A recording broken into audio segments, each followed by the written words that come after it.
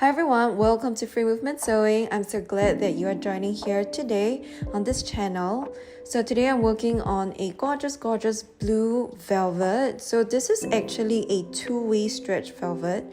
And you know that for dance costumes and if you're doing cosplay costumes, we typically use four-way stretch fabric, but this is a two-way stretch fabric. So I'm gonna share with you some techniques on how to actually work with them. I've actually used this fabric for quite a lot of different projects before. I love the navy blue, I love the sheen of it, but let me tell you a secret. And the secret is that, when you place the fabrics different ways, it actually has a different sheen to it. If you look at velvets, there are some velvets that, no matter which direction you face it in, it's gonna look exactly the same way, but there are some velvets that will actually need you to be very particular about how you put your pattern pieces, so that when the end result comes out, you won't have one side that looks perhaps lighter or darker than the other side. So that's just the first tip that I'm going to give you today.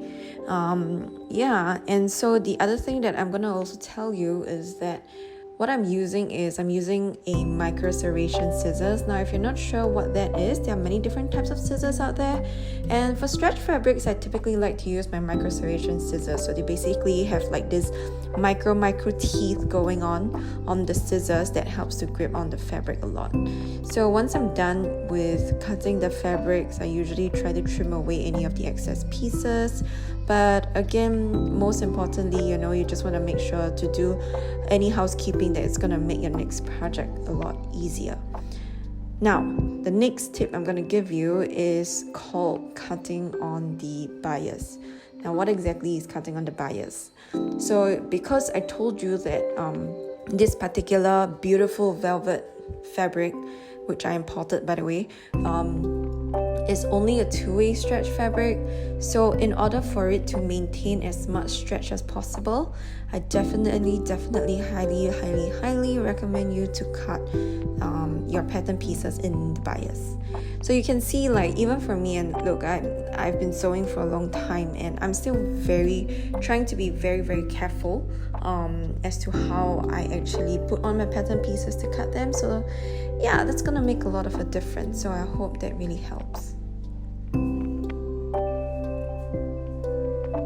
So the one thing about cutting velvet fabric is that I'm just like dancing to the music right here. Of course, I'm not playing the background music because of copyright issues, but yes, so you can see when you fold the fabric pieces to cut, usually it can get really difficult to actually align them really straight. So then I usually take my time to really just adjust them and to see where it sits very nicely. So I'm just doing a little snip here to make sure that I have a really straight edge. Again, I'm mostly eyeballing it, but you can go ahead to use like a right angle ruler if you really want.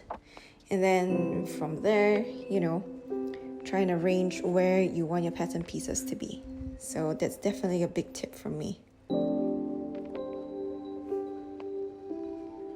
So this pin pouch that I'm using here, one of my favorite pin pouches. The base of it is a wooden base, and yeah, it definitely does not pierce through.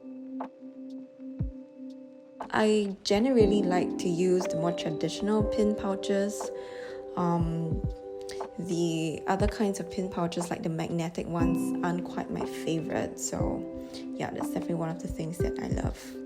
Well, thank you for watching, and I really hope to see you again. Don't forget to like and subscribe. Till next time, bye!